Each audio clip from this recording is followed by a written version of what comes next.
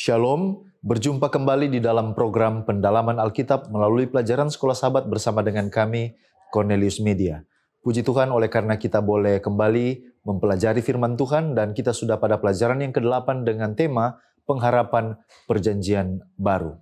Saya Pendeta Edward Haliwongso dan ditemani oleh hamba-hamba Tuhan, Pendeta Felix Gosal dan juga Pendeta Widodo Purwanto. Perlu kami sampaikan bahwa pendalaman Alkitab ini terbagi di dalam 4 bagian besar. Yang pertama adalah pendahuluan, di mana kita melihat dasar Alkitabiah dari pelajaran ini yang dipilih oleh penulis pelajaran Sekolah Sahabat. Bagian yang kedua, kita melihat akan ayat inti, yang mana ini akan menjadi landasan dari seluruh pembahasan sepanjang minggu. Lalu yang ketiga, kita membahas tentang tema-tema umum, pertanyaan-pertanyaan yang muncul dari pelajaran Sekolah Sahabat. Dan yang keempat, kita masuk kepada bagian aplikasi. Dan kami berharap saudara akan bertahan menyaksikan tayangan ini sampai bagian yang keempat untuk menerima pemahaman yang benar aplikasi dari pelajaran yang kita pelajari dari waktu ke waktu. Sebelum kita akan mempelajari, mari kita berdoa bersama-sama. Bapa di sorga, terpujilah Engkau untuk kasih setiamu.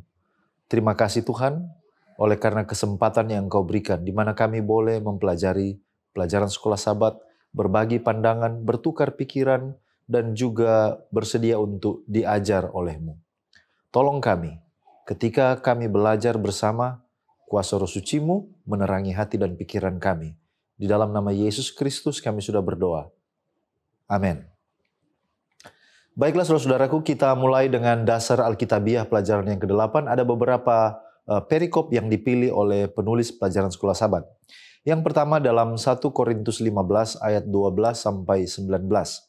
Di mana di sana Paulus mencoba meyakinkan jemaat di Korintus bahwa sebagaimana Kristus sudah dibangkitkan, maka mereka juga memiliki pengharapan yang sama untuk dibangkitkan. Dan jika Kristus tidak dibangkitkan, maka mereka adalah orang-orang yang paling malang. Yohanes 14 ayat 1 sampai 3, Yesus berjanji bahwa Dia pergi untuk menyediakan tempat bagi semua orang yang percaya kepada Dia. Lalu kemudian di Yohanes 6 ayat 26 sampai 51, Yesus menegaskan bahwa setiap orang yang percaya bahwa Dia diutus oleh Allah akan menerima kehidupan yang kekal dan kemudian akan dibangkitkan pada akhir zaman. Lalu di 1 Tesalonika 4 ayat 13 sampai 18, Paulus memberikan penghiburan bahwa akan ada 2 kelompok umat pada kedatangan Kristus yang kedua kali. Yang pertama adalah mereka yang mati dibangkitkan, dan yang kedua mereka yang masih hidup akan diubahkan. Kemudian bersama-sama akan menyongsong Tuhan di angkasa. Lalu 1 Korintus 15 ayat 51 sampai 55. Paulus menguraikan bahwa mereka yang masih hidup pada waktu kedatangan Kristus, keadaan tubuh yang fana akan digantikan dengan yang kekal dan dengan yang tidak dapat binasa. Nah, ketika kita melihat judul pengharapan perjanjian baru apa yang dimaksud dalam konteks ini? Yang dimaksud dalam konteks ini bukan perjanjian baru dalam konteks covenant, tetapi perjanjian baru yaitu 27 kitab atau perjanjian setelah Yesus datang. Di dalam pelajaran ini bicara tentang hope atau pengharapan. Apa pengharapan yang dimaksud di dalam pelajaran ini? Minimal ada 4 poin. Pengharapan yang dimaksud di sini adalah bahwa ada kehidupan di balik kematian. Yang kedua, bahwa lubang kubur bukanlah akhir yang disediakan Allah bagi orang yang percaya. Yang ketiga, karena Yesus dibangkitkan, maka kita juga akan dibangkitkan. Lalu yang keempat, jika Allah menyediakan solusi kepada masalah terbesar yang belum bisa diselesaikan manusia sampai saat ini, yaitu kematian, maka Dia sanggup menyelesaikan masalah dan pergumulan saudara dan saya. Itulah kira-kira manfaat yang bisa kita terima ketika kita mempelajari tentang hope atau pengharapan yang dimaksud di dalam pelajaran ini.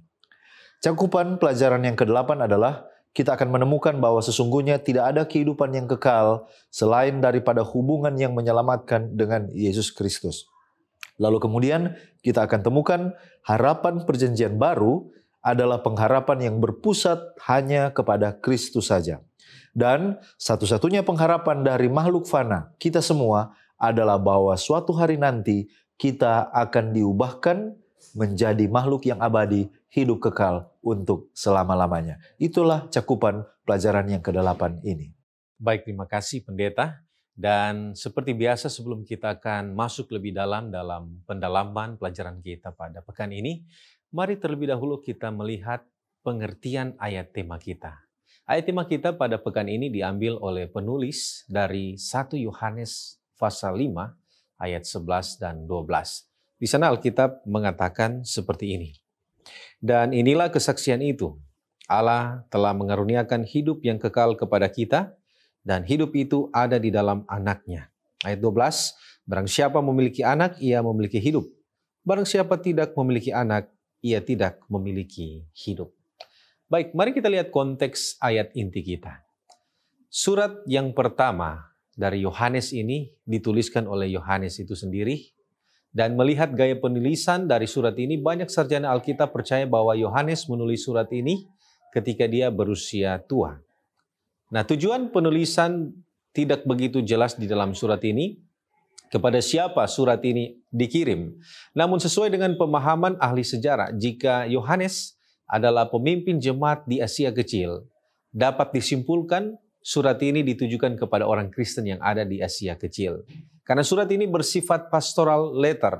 Sedangkan maksud penulisan dari surat Yohanes ini, di dalam surat ini Yohanes sementara menegaskan kembali inkarnasi Yesus atau doktrin tentang Yesus, Kristologi yang saat itu mulai goyah oleh karena ajaran-ajaran sesat yang berkembang. Oleh karena itu disebut kesaksian tentang anak Allah di dalam ayat inti kita. Nah, di dalam 1 Yohanes pasal 5 ayat 10-11 di sana dikatakan, barang siapa percaya kepada anak Allah, ia mempunyai kesaksian itu di dalam dirinya. Apa kesaksian itu? Dikatakan Allah telah mengurniakan hidup yang kekal kepada kita dan hidup itu di dalam Anak-Nya. Itulah kesaksian yang dimaksudkan di dalam ayat inti kita. Nah, kenapa sampai dia disebut kesaksian? Melihat kembali tradisi orang Yahudi, kalau kita baca di dalam Ulangan pasal yang ke-15 dan 19. Sebuah kasus dapat diberikan tindakan legal atau sah atau diterima jika ada 2-3 saksi. Dan kalau kita lihat di dalam surat Yohanes ini, Yohanes sementara mengangkat 3 saksi untuk menyatakan keaslian legalitas dari kesaksian itu, yaitu tentang Yesus Kristus. Itu kita bisa lihat di dalam ayatnya yang ke-7 dan 8. Ayat yang ke-7 dia katakan sebab ada 3 yang memberikan kesaksian, yaitu di dalam surga Bapa, Firman, dan Roh Kudus, dan ketiganya adalah satu. Itu adalah saksi dari surga, dan Yohanes menuliskan lebih lanjut di ayat yang ke-8, ada juga 3 saksi yang memberikan kesaksian di bumi, yaitu roh, air, dan darah, dan ketiganya adalah satu. Nah, dari ayat-ayat ini jelas Yohanes sementara memberikan dukungan, support yang penuh kepada apa yang sementara dia ungkapkan, yaitu ada 3 saksi dari surga, 3 saksi dari bumi, yang memberikan kesaksian tentang Yesus, yaitu hidup kekal itu akan diberikan kepada kita melalui Yesus Kristus. Nah, saudara-saudari, dalam ayat inti kita ada frase yang mengatakan Allah telah mengaruniakan hidup yang kekal kepada kita dan hidup itu ada di dalam Anak-Nya. Bagaimana kita memahami ini? Nah, saudara-saudara, perlu kita tahu bahwa hidup kekal itu diberikan Tuhan kepada manusia, tetapi melalui Yesus Kristus atau melalui Anak-Nya, melalui Yesus. Oleh karena itu Yesus pernah berkata di dalam Yohanes 11 ayat 25, Yohanes kembali mengatakan di sana tentang pengakuan Kristus, yaitu akulah kebangkitan dan hidup. Barang siapa percaya kepadaku, ia akan hidup walaupun ia sudah mati. Jadi sangat jelas bahwa hidup itu diberikan kepada manusia lewat Yesus Kristus. Kemudian Yesus juga pernah berkata dalam Yohanes 14, kita tahu ayat ini, akulah jalan dan kebenaran dan hidup. Tidak ada seorang pun yang datang kepada Bapa tanpa melalui aku. Jadi bagaimana agar kita dapat memiliki anak supaya kita hidup? Ini adalah pertanyaan yang penting. Nah, saudara, penulis yang sama yang telah menuliskan surat ini adalah penulis yang sama yang menuliskan Yohanes 3 ayat 16. Ya, semua yang percaya tidak binasa melainkan beroleh hidup yang kekal. Kalau kita mau memiliki anak agar kita hidup, kita harus percaya Kita harus memiliki iman agar kita tidak binasa. Sehubungan dengan hal ini, sehubungan dengan isu kita memiliki anak, di dalam Bible Commentary Advent jilid yang ke-7 halaman 677 di sana dikatakan, memiliki anak berarti kita percaya kepadanya sehingga dia menjadi juru selamat kita, dia juga menjadi Tuhan kita, dan juga dia menjadi Raja kita. Itu berarti Kristus berdiam di dalam hati sebagai tamu yang dihormati. Nah, bagaimana dengan kondisi kalau kita tidak memiliki anak sehingga kita tidak memiliki hidup? Masih di halaman yang sama, Komentari Advent jilid yang ke-7 halaman 677 mengatakan bahwa karena Bapa memilih untuk membuat kehidupan kekal tersedia hanya melalui anaknya, maka mereka yang menolak anak menolak satu-satunya sumber kehidupan sejati. Perlu diperhatikan bahwa dalam pernyataan negatif, Yohanes menambahkan gelar Kristus dan menggambarkan dia tidak hanya sebagai anak tetapi sebagai anak Allah. Dengan demikian, Yohanes menekankan sumber utama dari kehidupan yang dianugerahkan oleh anak berasal dari Allah. Jadi di sini jelas bahwa Yohanes menekankan jika kita menolak anak, artinya kita juga menolak Allah yang merupakan sumber dari kehidupan itu. Baik, terima kasih pendeta. Kita sudah melihat bahwa pengharapan perjanjian baru hanya ada di dalam Yesus Kristus. 1 Timotius pasal 1 ayat 1 mengatakan bahwa Kristus Yesus adalah dasar pengharapan kita. Nah, pertanyaannya sekarang adalah, apakah pengharapan ini hanya bagi orang percaya atau juga disediakan bagi orang yang tidak percaya? Kalau kita kaitkan dengan sifat Allah yang adalah kasih adanya, 1 Yohanes 4 ayat 8, maka sudah tentu pada dasarnya pengharapan itu disediakan untuk semua orang.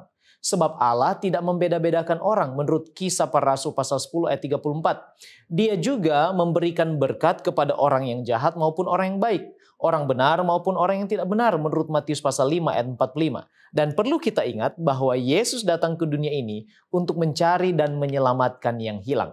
Namun demikian, pengharapan itu jadi bermakna hanya bagi orang yang percaya kepadanya dan menerima jasa yang ditawarkannya. Yohanes pasal 3 ayat 16, ayat ini begitu jelas, karena begitu besar kasih Allah akan dunia ini, sehingga ia telah mengaruniakan anak yang tunggal, supaya setiap orang yang percaya kepadanya tidak binasa, melainkan beroleh hidup yang kekal. Ada condition di sana, ada syarat di sana, bahwa hanya orang yang percaya saja ia akan memperoleh hidup yang kekal. Yohanes 1 ayat 12 mengatakan hal yang hampir similar. Tetapi semua orang yang menerimanya diberinya kuasa supaya menjadi anak-anak Allah, yaitu mereka yang percaya dalam namanya. Markus 16 ayat 16, siapa yang percaya dan dibaptis akan diselamatkan, tetapi yang tidak percaya akan dihukum. Yohanes 11 ayat 25, barang siapa percaya kepadaku, ia akan hidup walaupun ia sudah mati. Yang percaya pada akhirnya tidak akan mati selama-lamanya. Jadi jelas, pilihan setiap individulah yang menentukan apakah mau percaya dan menerima pengharapan itu atau tidak. Kalau percaya dan terima, maka ada jaminan untuk memiliki hidup kekal dalam Kristus. Sebaliknya, kalau tidak percaya, maka akan binasa. Lantas, apa manfaat percaya adanya pengharapan atau hope yang kita bicarakan ini? Yang pertama, Ibrani pasal 6 ayat 19 dan 20 mengatakan, pengharapan itu adalah sauh yang kuat dan aman bagi jiwa kita. Jadi kalau kita memiliki pengharapan, percaya pada pengharapan, kita dapat bertahan seperti jangkar yang mampu bertahan di tengah ombak yang menerpa kehidupan.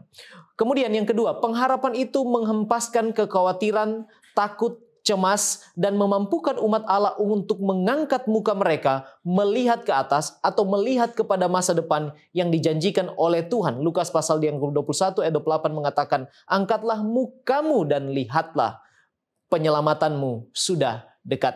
Kemudian di dalam buku The Seventh-day Adventist Handbook of Theology, dikatakan di sana halaman 910 volume yang ke-12, hanya dalam pengharapanlah segala sesuatu di dalam dunia ini bisa dinilai dalam terang yang sesungguhnya. Dan hal ini menolong orang-orang percaya umat Tuhan untuk tetap berdiri teguh dalam Tuhan sampai mereka menerima kemuliaan yang dijanjikan oleh Allah, hidup kekal di dalam kerajaan surga.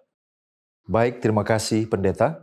Selanjutnya kita menjawab pertanyaan tentang kehidupan itu sendiri. Teristimewa apa yang kita sementara hadapi hari ini pada saat ini. Nah, apa artinya hidup sekarang ini bagi orang Kristen? Kalau kita mengutip dari Rasul Paulus, di dalam Filipi 1 ayat 21-22, di sana Rasul Paulus mengatakan, "Karena bagiku hidup adalah Kristus dan mati adalah keuntungan." Jadi dia katakan hidupnya sekarang ini adalah untuk Kristus. Lalu di ayat 22 dia katakan, "Tetapi jika aku harus hidup di dunia ini, itu berarti bagiku bekerja memberi buah. Jadi mana yang harus kupilih? Aku tidak tahu." Rasul Paulus mengatakan bahwa alasan mengapa Tuhan masih mengizinkan dia berada di atas dunia ini dengan kehidupannya adalah supaya dia bekerja dan menghasilkan buah. Demikian juga bagi kita semua yang mengaku sebagai pengikut Kristus. Hidup ini adalah kesempatan. Hidup ini adalah untuk Kristus. Hidup ini adalah bekerja untuk menghasilkan buah-buah yang baik. Pertanyaan selanjutnya, apa yang harus dilakukan orang Kristen dalam hidup masa kini atau masa sekarang? Minimal ada 5 hal yang harus kita pahami. Yang pertama, kita harus memastikan bahwa pengharapan ini hidup dalam diri kita. Pengharapan yang kita pelajari dalam pelajaran ini. Di dalam tubuh yang fana ini, sekarang ini, karena ini adalah prasyarat untuk menerima tubuh yang mulia dan pada waktu Yesus datang kali yang kedua nanti. Kita harus memastikan juga bahwa, poin yang kedua, dosa-dosa kita telah diampuni. Yesaya 59 ayat 1 dan 2, Efesus 2 ayat 12. Yang ketiga, kita harus memastikan bahwa nama kita tertulis dalam kitab kehidupan. Lukas 10 ayatnya yang ke-20. Yang keempat, kita harus memastikan bahwa kehidupan kita telah berada di bawah kendali dari Roh Kudus. Roma 8 ayatnya yang keempat. Dan yang kelima, ini yang sangat penting. Kita harus memastikan bahwa tidak ada yang akan berdiri menghalangi antara kita dan pagi kebangkitan itu. Kita tidak akan mengizinkan ada kepahitan, dendam, iri hati, percideraan, iri hati dan dengki yang akan menghalangi kita untuk berdiri pada waktu kita dibangkitkan, Yesus datang kali yang kedua. Mungkin saudara bertanya, apakah hidup sekarang dapat menentukan atau menuntun untuk memperoleh hidup yang kekal yang akan datang? Jawabannya adalah ya. Oleh karena dalam beberapa ayat Alkitab, saya berikan contoh satu dalam perjanjian lama dan satu dalam perjanjian baru. Contohnya Mazmur 62 ayat 12 mengatakan, "Dan daripadamu juga kasih setia, oh ya Tuhan, sebab Engkau membalas setiap orang menurut perbuatannya." Lalu kemudian ke perjanjian baru Roma 2 ayat 6, "Ia akan membalas setiap orang menurut perbuatannya." Jadi benar, kehidupan kita hari ini menentukan akan berada di sisi mana kita di masa kekekalan. Apakah mati kekal atau hidup kekal? Karena setiap orang akan dibalaskan menurut perbuatannya. Bahkan kalau kita cermati kata-kata Yesus, kita tidak harus menunggu sampai kedatangan Yesus yang kedua kali. Oleh karena cicipan atau foretaste hidup kekal itu sudah bisa dirasakan sekarang ini sejak kita menerima Kristus. Sebagaimana yang Yesus katakan dalam Yohanes 5 ayat 24. "Aku berkata kepadamu, sesungguhnya barang siapa mendengar perkataanku dan percaya kepada Dia yang mengutus aku, ia mempunyai hidup yang kekal dan tidak turut dihukum. Sebab ia sudah pindah dari dalam maut ke dalam hidup." Jadi saudaraku, ternyata walaupun kita masih di hidup sekarang ini, tapi ketika kita telah menerima Yesus, maka cicipan dari hidup yang kekal itu boleh kita nikmati ketika kita memiliki hubungan yang hidup bersama dengan Yesus sebagai Tuhan dan Juru Selamat kita. Baik, terima kasih pendeta. Dan mungkin pertanyaan yang perlu kita tanyakan saat ini adalah, kapan kita memperoleh hidup yang kekal? Kapan kehidupan yang kekal itu akan datang dan kepada siapa itu akan diberikan? Nah, kalau kita baca di dalam 1 Yohanes pasal 2 ayat 25, di sana dikatakan, "Dan inilah janji yang telah dijanjikannya sendiri kepada kita, yaitu hidup yang kekal." Jadi Tuhan memberikan janji ini kepada kita, bahwa kita akan memiliki hidup yang kekal. Tetapi pertanyaan yang mendasar di sini adalah, kapan kita akan mendapatkan janji ini. Nah, saudara-saudara, kalau saudara buka di dalam pasal yang ketiga ayat 15, di sana Yohanes mengatakan, setiap orang yang membenci saudaranya adalah seorang pembunuh manusia. Dan kamu tahu bahwa tidak ada seorang pembunuh yang tetap memiliki hidup yang kekal di dalam dirinya. Jadi di dalam ayat ini sangat jelas mengatakan kalau kita masih hidup di dalam pelanggaran dosa, maka kita tidak memiliki hidup yang kekal.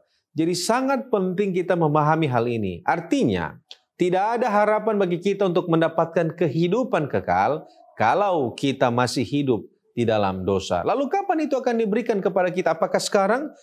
Tentu tidak, oleh karena kita masih saja melakukan dosa. Nah, saudara Paulus menuliskan di dalam 1 Korintus 15 ayat 52 sampai 55. Di sana dikatakan, dalam sekejap mata, pada waktu bunyi nafiri yang terakhir, sebab nafiri akan berbunyi dan orang-orang mati akan dibangkitkan dalam keadaan yang tidak dapat binasa. Dan kita semua akan diubah. Jadi akan terjadi perubahan dalam keadaan kita yang dahulunya dapat binasa akan diubahkan oleh Tuhan pada saat itu. Selanjutnya Paulus mengatakan karena yang dapat binasa ini harus mengenakan yang tidak dapat binasa dan yang dapat mati ini harus mengenakan yang tidak dapat mati. Jadi ada yang diubahkan. Apa yang diubahkan di sana? Rasul Paulus mengatakan bahwa yang binasa akan diubah menjadi tidak dapat binasa, artinya kekal, dan yang dapat mati akan diubah menjadi tidak mati. Sama pengertiannya. Mari kita garis bawahi apa yang dikatakan Paulus sesudahnya. Paulus mengatakan, dan sesudah yang dapat binasa ini mengenakan yang tidak dapat binasa, dan yang dapat mati ini mengenakan yang tidak dapat mati, maka akan genaplah firman Tuhan yang tertulis, maut telah ditelan dalam kemenangan. Hai maut, di manakah kemenanganmu? Hai maut, di manakah sengatmu? Jadi jelas di dalam ayat ini mengatakan bahwa hidup kekal akan diberikan kepada kita pada saat kita diubahkan, yaitu pada saat kedatangan Yesus yang kedua kali. Nah, mungkin kita bertanya, apa aktivitas yang akan kita lakukan ketika kita menikmati hidup yang kekal? Nah, saudara, ada banyak pemahaman bahwa pada saat kita nanti masuk di dalam kerajaan surga Yerusalem yang baru, kita akan menjalani kehidupan yang sama seperti kita ada di atas dunia. Artinya kita akan bercocok tanam, kita akan membuat rumah di sana, tempat yang aman bagi kita, hidup yang berkualitas. Tetapi ada satu yang ingin saya bagikan kepada kita pada saat ini. Itu terambil dari Kemenangan Akhir, buku Kemenangan Akhir halaman 417. Di dalam buku ini mengatakan bahwa keadaan kita itu kita akan merasakan kesegaran. Sama seperti pagi hari. Kita akan selalu merasakan kesegaran pagi hari. Dan di sana Roh Nubuat melanjutkan, di sana umat tebusan akan mengenali sama seperti mereka juga dikenal. Jadi saya pada saat berjumpa dengan saudara, saya akan kenal saudara, saudara juga akan mengenali saya. Seperti biasa. Dan kasih simpati yang telah ditanamkan Allah di dalam jiwa akan dipraktekkan dalam cara yang paling benar dan menarik. Saudara bisa bayangkan, saat ini kita banyak sekali pengetahuan, tetapi sangat sedikit dari kita yang mempraktekkan pengetahuan itu. Tetapi di dalam surga, apa yang kita tahu itu akan dipraktekkan dengan cara yang sempurna. Kemudian Ellen G. White mengatakan, persekutuan yang murni dengan malaikat-malaikat kudus. Kemudian kehidupan sosial yang harmonis dengan malaikat-malaikat yang berbahagia dan dengan orang-orang yang setia dari segala zaman. Jadi kita akan menikmati kehidupan sosial dengan makhluk yang kudus. Artinya mereka yang belum jatuh di dalam dosa. Ada juga malaikat-malaikat dan juga kita akan saling menikmati kehidupan yang harmonis dengan sesama umat manusia yang hidup sejak zaman permulaan, ya. Kemudian Roh Nubuat mengatakan, segenap kekayaan alam semesta akan terbuka untuk pelajaran dan penyelidikan umat tebusan Allah. Jadi kita akan belajar di sana. Pelajaran-pelajaran akan dibuka dan kita akan menyelidiki tentang kemuliaan Tuhan. Lalu dikatakan tanpa dibelenggu oleh kefanaan. Mereka terbang tanpa letih ke dunia-dunia yang jauh. Dunia-dunia yang terharu dalam kesedihan, menyaksikan penderitaan manusia, dan yang menyanyikan nyanyian kesukaan karena mendengarkan kabar penebusan jiwa-jiwa. Jadi pada saat itu, dalam kekekalan, kita akan juga terbang. Kita akan mengunjungi dunia-dunia lain. Alam semesta ini sangat besar. Kita akan mengadakan tur. Kita akan bertemu dengan mereka yang tidak jatuh di dalam dosa. Dan kemudian dikatakan dengan kesenangan yang tak terkatakan.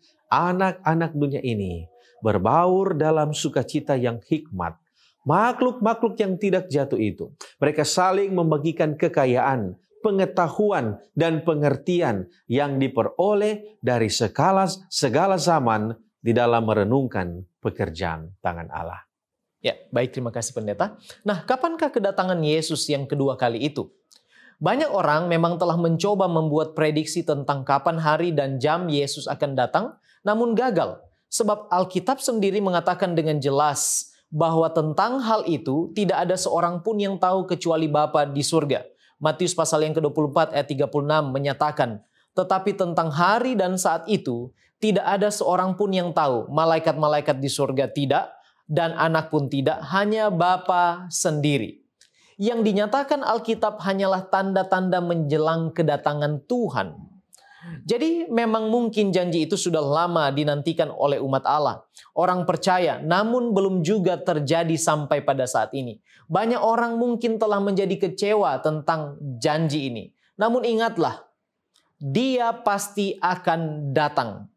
Cepat atau lambat, Yesus Kristus yang akan mengubah pengharapan itu menjadi kenyataan pasti akan datang. 2 Petrus pasal 3 ayat 9 mengatakan, Tuhan tidak lalai menepati janjinya, sekalipun ada orang yang menganggapnya sebagai kelalaian. Tetapi Ia sabar terhadap kamu, karena Ia menghendaki supaya jangan ada yang binasa, melainkan semua orang boleh berbalik dan bertobat. Dan ini bagi kita merupakan kesempatan agar kita yang belum percaya menjadi percaya dan menerima pengharapan yang ada di dalam Kristus itu. Nah, sekarang bagaimana caranya Yesus datang? Dan apa tanda dan peristiwa yang terjadi? Kisah 1 ayat yang ke-11. Kalau kita membaca di sana di dalam kitab Kisah Para Rasul pasal yang pertama, ayat yang ke-11 dikatakan, dan berkata kepada mereka, ini malaikat, hai orang-orang Galilea, mengapakah kamu berdiri melihat ke langit? Yesus ini yang terangkat ke surga meninggalkan kamu akan datang kembali dengan cara yang sama seperti kamu melihat Dia naik ke surga. Ada indikasi jelas bahwa Yesus akan datang dengan cara yang sama pada waktu Dia terangkat ke surga. Kemudian kalau kita kaitkan dengan 1 Tesalonika pasal 4 ayat 16 dan 17. Sebab pada waktu tanda diberi, yaitu pada waktu penghulu malaikat berseru dan sangkakala Allah berbunyi, maka Tuhan sendiri akan turun dari surga dan mereka yang mati dalam Kristus akan lebih dahulu bangkit. Sesudah itu kita yang hidup yang masih tinggal akan diangkat bersama-sama dengan mereka dalam awan menyongsong Tuhan di angkasa. Demikianlah kita akan selama-lamanya dengan Tuhan. Jadi dengan kata lain, boleh kita simpulkan ada 5 cara kedatangan Yesus. Yang pertama personal dan literal. Dia sendiri akan turun dan itu nyata, bukan fiksi belaka. Kemudian visible dan audible. Bisa terlihat di dalam Wahyu pasal yang pertama ayat yang ke-7, semua mata akan memandang dan itu akan terdengar oleh semuanya. Dan sifat yang ketiga adalah glorious and triumphant. Artinya dia datang bukan lagi seperti bayi dalam penjelmaannya sebagai manusia, tetapi di dalam kemuliaannya bersama-sama dengan para malaikat yang datang ke surga. Dan kemudian kataklismik, sifatnya kataklismik. Kita tahu bahwa hari kedatangan Tuhan dipercaya sebagai hari kiamat, di mana dunia ini akan hancur. Matius 13 ayat 40 dan 40, Daniel 2 ayat 44, dan 2 Petrus 3 ayat yang ke-10 akan hancur dengan cara yang demikian rupa pada waktu kedatangan Tuhan. Dan yang terakhir sifatnya adalah sudden atau tiba-tiba. Matius 24 ayat 44. Di waktu yang kamu tidak harapkan. Atau di dalam kitab Tesalonika dikatakan tentang kedatangan Tuhan itu seperti pencuri. Kita harus waspada. Dan tandanya adalah bunyi sangkakala. Lantas apa yang terjadi? Yang mati di dalam Kristus akan bangkit, yang masih hidup akan diubahkan in the blink of eyes, dalam sekejap mata, lantas terangkat ke surga untuk hidup selama-lamanya. Disinilah dimulainya masa 1000 tahun atau milenium di mana setan akan dirantai. Nah, sekarang di manakah Yesus akan datang kalau semua mata itu akan melihat kedatangannya? Yang jelas kita tidak tahu dengan pasti, namun Dia akan datang menurut Alkitab dalam awan, dan di angkasa umat Allah akan bertemu dengan Dia. Kemudian di dalam kitab 2 Petrus, langit akan bergulung seperti kertas katanya. Dan Matius pasal 24 ayat yang ke-27 dikatakan, seperti kilat memancar. Demikian pula pada hari kedatangan Kristus. Jadi tempatnya kita tidak tahu, tetapi peristiwa ini nyata dan pasti akan terjadi pada akhirnya. Baik, terima kasih pendeta. Kita masih melanjutkan berbicara tentang kedatangan dan kebangkitan manusia. Hal apa yang akan terjadi kepada manusia yang dibangkitkan pada saat itu? Baik yang mati dan yang masih hidup. Bagaimana caranya, prosesnya, orang yang mati dalam keadaan percaya dan mereka yang hidup dalam keadaan percaya, mereka yang diubahkan. Mari kita lihat bagaimana informasi Alkitab yang terdapat dalam 1 Korintus 15. Kalau kita baca mulai dari 1 Korintus 15 ayat 51, sesungguhnya, aku menyatakan kepadamu suatu rahasia. Kita tidak akan mati semuanya, tetapi kita semuanya akan diubah. Poin nomor 1 bahwa ternyata tidak semuanya mengalami disolusi tubuh. Atau yang kita sebut debu kembali kepada debu. Karena bagi orang yang lain, mereka akan tetap hidup sampai kedatangan Yesus yang kedua kali. Lalu kita lanjutkan, 1 Korintus 15 ayat 52. Dalam sekejap mata. Nah, di sini adalah tentang proses ya, bahwa ini akan terjadi dengan sangat cepat. Lalu, pada waktu bunyi nafiri yang terakhir. Ini bicara tentang kapan ini akan terjadi, yaitu pada waktu kedatangan Kristus. Sebab nafiri akan berbunyi dan orang-orang mati akan dibangkitkan dalam keadaan yang tidak dapat binasa dan kita semua akan diubah. Jadi ternyata menurut Rasul Paulus, orang mati dibangkitkan, lalu kemudian orang yang masih hidup diubahkan, ini akan terjadi bersama-sama. Peristiwa ini akan bersama dengan mereka yang telah mengalami disolusi tubuh atau tubuh mereka yang telah kembali menjadi debu. Ayat 53. Karena yang dapat binasa ini harus mengenakan yang tidak dapat binasa. Kata mengenakan di sini berasal dari bahasa Greka enduo, yang berarti seperti sesuatu yang dipakaikan, seperti jubah yang dipakaikan. Artinya ini adalah sesuatu yang diberikan kepada kita, dipakaikan kepada tubuh kita yang dapat binasa ini, lalu kemudian ditutupi dengan sesuatu yang sifatnya kekal dan tidak lagi takluk kepada usia, penyakit atau juga merosot bahkan kepada kematian. Lalu kemudian yang dapat mati ini harus mengenakan yang tidak dapat mati. Lalu ayat 54. Dan sesudah yang dapat binasa ini mengenakan yang tidak dapat binasa, dan yang dapat mati ini mengenakan yang tidak dapat mati, maka akan genaplah firman Tuhan yang tertulis, maut telah ditelan di dalam kemenangan. Pada waktu itu terjadi, maka kita telah mengalahkan maut sebagai musuh terakhir yang dikalahkan menurut Rasul Paulus. Nah, pertanyaan selanjutnya, bagaimana kondisi manusia yang hidup setelah kedatangan Yesus yang kedua kali?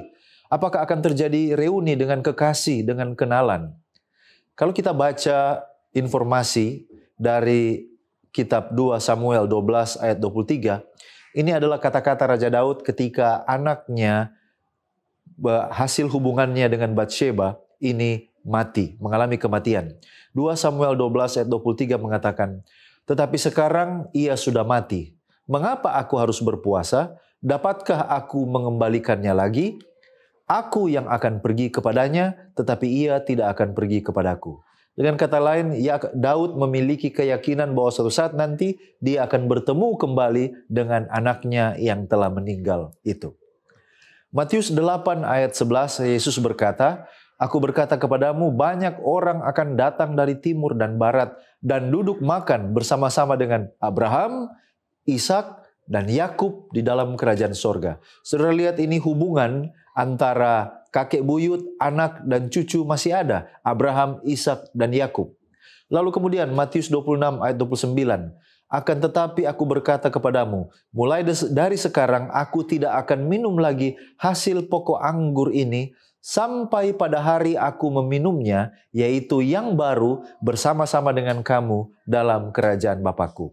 Yesus percaya bahwa dia akan bertemu kembali dengan muridnya yang sudah dia kenal dan mereka akan minum. Kali ini bukan cawan lebur penderitaan, tetapi cawan kemenangan di dalam kerajaan sorga. Nah, pertanyaan selanjutnya, bagaimana dengan bentuk tubuh?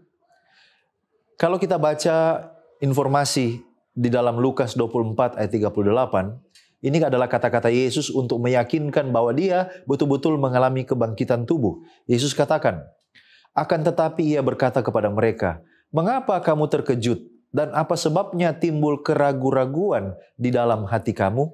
Lihatlah tanganku dan kakiku. Aku sendirilah ini. Rabalah aku dan lihatlah, karena hantu tidak ada daging dan tulangnya seperti yang kamu lihat ada padaku. Jadi benar, kebangkitan Yesus adalah kebangkitan tubuh karena dia menyebutkan tentang daging dan tulang. Ini akan menjadi contoh bagaimana saudara dan saya juga akan dibangkitkan pada waktu kedatangannya yang kedua kali nanti. Selanjutnya, masalah bentuk tubuh atau perawakan. Ada beberapa komentar roh nubuat yang akan kita bacakan, lalu kemudian kita akan mengambil kesimpulan. Seperti contoh, ketika menerangkan sehubungan dengan anak-anak yang masih bayi ketika mereka meninggal, bagaimana ketika mereka dibangkitkan.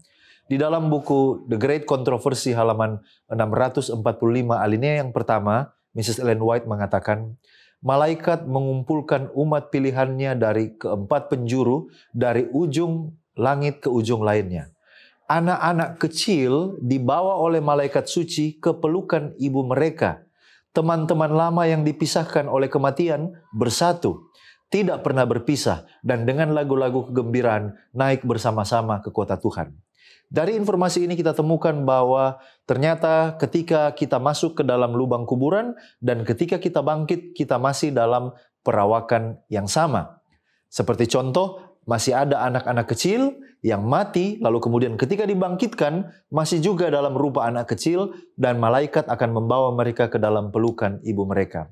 Tetapi mungkin ini menimbulkan pertanyaan, jikalau ada yang dibangkitkan dewasa, ada yang dibangkitkan bayi, ada yang dibangkitkan anak kecil, ada yang dibangkitkan anak remaja, bukankah ini tidak ada kesetaraan? Nah, mari kita bandingkan kembali dengan Kemenangan Akhir halaman 609.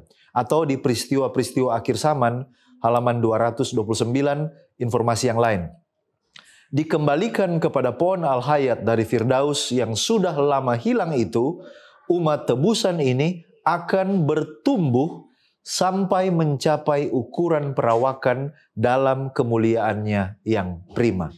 Jadi ternyata walaupun dibangkitkan dalam perawakan yang sama, ketika masuk ke dalam lubang kuburan, tetapi oleh karena kita akan mengambil bagian makan dari buah pohon al-hayat, maka kita akan bertumbuh sampai mencapai ukuran perawatan dalam kemuliaan yang prima. Dengan kata lain, apa yang akan terjadi dengan tubuh mereka yang dibangkitkan adalah kebangkitan tubuh yang sempurna dan mereka akan mencapai pertumbuhan yang optimal. Nah, bagaimana dengan hubungan keluarga? Bagaimana dengan mereka yang menikah lebih dari sekali dan punya anak? Nah, bagaimana hubungan itu terpelihara sampai di sana? Dan memang tidak mudah menjawab pertanyaan ketika Alkitab tidak memberikan kepada kita banyak informasi tentang topik yang dipersoalkan. Contohnya tentang hubungan perkawinan di surga ini. Kalau kita lihat, Yesus pernah ditanyakan hal ini. Pada suatu ketika, orang Saduki yang tidak percaya kepada kebangkitan mencobai Yesus dengan sebuah pertanyaan teoretikal. Nah, orang Saduki hanya percaya kepada 5 kitab Musa. Dan mereka percaya dalam 5 kitab Musa tidak ada ajaran tentang kebangkitan. Pertanyaan mereka adalah, bagaimana seandainya ada orang yang oleh karena dia itu janda, ditinggalkan oleh suaminya, tidak memiliki anak, lalu kemudian hukum Musa mewajibkan dia untuk dinikahi oleh saudaranya laki-laki yang lain. Dan bagaimana seandainya ini terjadi sampai 7 kali? Siapa yang akan menjadi suaminya nanti di dalam kerajaan sorga? Lalu ini jawaban Yesus dalam Matius 22 ayat 30. Karena pada waktu kebangkitan orang tidak kawin dan tidak dikawinkan, melainkan hidup seperti malaikat di sorga. Nah, meskipun demikian, banyak sarjana Alkitab berargumen bahwa ini tidak cukup membuktikan bahwa hubungan perkawinan tidak ada di sorga.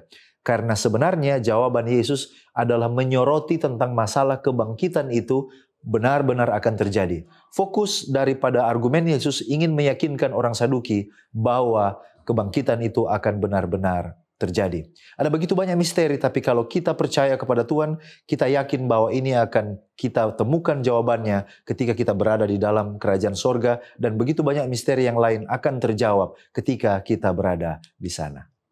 Baik, terima kasih pendeta. Mungkin kita bertanya, apa standar agar kita memperoleh hidup yang kekal? Nah, saudara-saudara, jika saudara membaca buku Kebahagiaan Sejati yang dituliskan oleh Ellen G. White, di sana kita akan mendapatkan beberapa standar agar kita dapat menikmati hidup yang berkualitas, hidup yang kekal. Nah, ada beberapa poin yang ditekankan. Ada 7 paling sedikit yang akan saya bagikan. Yang pertama adalah pertobatan. Mereka yang akan mendapatkan hidup yang kekal adalah mereka yang sudah bertobat, merasakan duka cita akibat dosa-dosa, dan kemudian berbalik arah menuju kepada pertobatan. Yang kedua adalah penyerahan diri. Orang-orang yang akan menikmati hidup yang kekal adalah orang-orang yang selalu mengadakan penyerahan diri. Artinya menggantungkan segala kehidupan mereka kepada Tuhan dan tidak melakukan segala sesuatu oleh karena kekuatan sendiri. Selalu menyerahkan diri, bergantung kepada Tuhan. Yang ketiga adalah iman. Orang-orang yang akan mendapatkan hidup yang kekal adalah orang-orang yang memiliki iman. Percaya kepada Yesus. Percaya kepada karya yang luar biasa dari pengorbanan Yesus. Yang keempat adalah penurutan.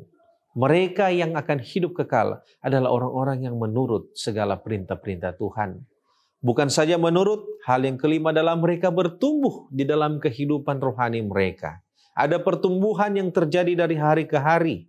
Bukan kemerosotan, tetapi pertumbuhan yang mengarah kepada kesempurnaan.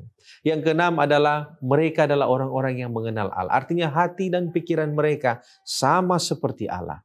Kehendak-kehendak mereka sama seperti Allah.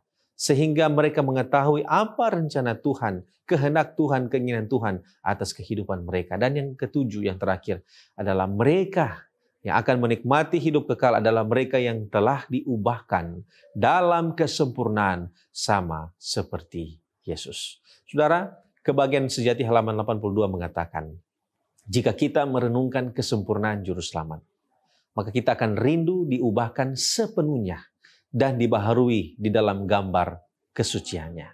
Akan ada satu jiwa yang lapar dan dahaga supaya menjadi sama seperti Dia yang kita puja itu.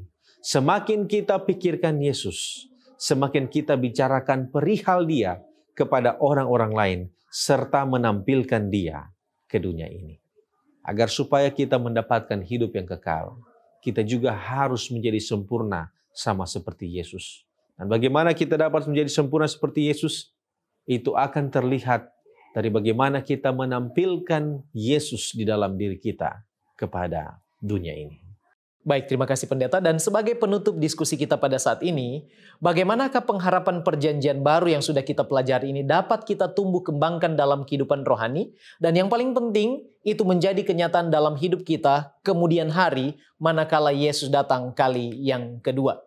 Normatifnya, kita akan bisa menumbuh kembangkan pengharapan di dalam kehidupan kerohanian kita dengan memiliki kehidupan pribadi yang dekat dan intens dengan Allah, yaitu melalui penyerahan dan doa yang tekun, serta dengan terus mempelajari akan kebenaran firman-Nya, di mana terdapat begitu banyak janji yang akan menguatkan kita di dalam perjalanan kerohanian kita, sambil menantikan pengharapan itu menjadi kenyataan. Namun demikian, Kisah Para Rasul pasal 24 dan 16, kita boleh melatih diri kita untuk memiliki hati nurani yang murni kepada Allah. Sebab Tuhan mengenal siapa kita dengan melihat apa yang ada di dalam hati kita. Di sana Dia akan melihat apakah ada kasih yang menandakan kita sebagai umat Allah. Jadi mari kita kembangkan kasih. Kasih kepada Allah dan kasih kepada manusia. Kemudian dengan pengharapan ini kita tumbuh kembangkan juga dengan cara rendah hati. Sebab tanpa kerendahan hati tidak mungkin pengharapan itu akan bertumbuh terus dan akan berkembang bertahan sampai hari Maranatha. Kemudian 2 Petrus pasal yang ketiga ayat yang ke-11. Dituntut kepada orang yang percaya untuk menghidupkan kehidupan yang suci kudus. Sebab jikalau segala sesuatu akan berakhir, firman Tuhan katakan betapa suci dan salehnya kamu harus hidup. Dengan pengharapan yang ada pada kita, maka kita boleh melatih terus dengan exercise. Apa caranya? Ini memotivasi kita untuk menyampaikan kepada orang lain tentang pengharapan itu, sehingga pengharapan itu akan semakin terulang-ulang, terngiang-ngiang, dan semakin hari kita akan semakin kuat berdiri teguh di dalam pengharapan kita. Dan yang paling terakhir, ini adalah doa kita bersama. Di dalam 2 Petrus pasal 3 ayat yang ke-14. Sebab itu saudara-saudaraku yang kekasih, sambil menantikan semuanya ini, kamu harus berusaha supaya kamu kedapatan tak bercacat dan tak bernoda di hadapannya dalam perdamaian dengan Dia. Kemudian Yudas ayat 24 mengatakan, hanya kalau kita dekat dengan Tuhan, Dia yang akan membantu kita untuk kita tidak tersandung sampai pada hari Maranatha tiba. Mari kita tetap teguh di dalam pengharapan iman kita, pengharapan yang diberikan Tuhan di dalam perjanjian baru, supaya kalau kita mengalami kematian, kita akan dibangkitkan untuk hidup kekal pada hari Maranatha tiba. Kita satu di dalam doa. Bapa di sorga, terima kasih untuk kesempatan belajar bersama pada saat ini melalui pelajaran Sekolah Sabat. Kiranya Roh Kudus bantu kami untuk mengerti seutuhnya Tuhan. Dan tolong kami untuk mengimplementasikan pelajaran-pelajaran yang baik ini, untuk kami boleh tetap setia dalam pengharapan iman dan kasih sampai hari Maranatha tiba. Terima kasih banyak Tuhan, tolonglah kami semua, ampuni kami dari dosa dan pelanggaran kami, sempurnakanlah kami di dalam kasih-Mu, di dalam nama Yesus kami sudah berdoa. Amin.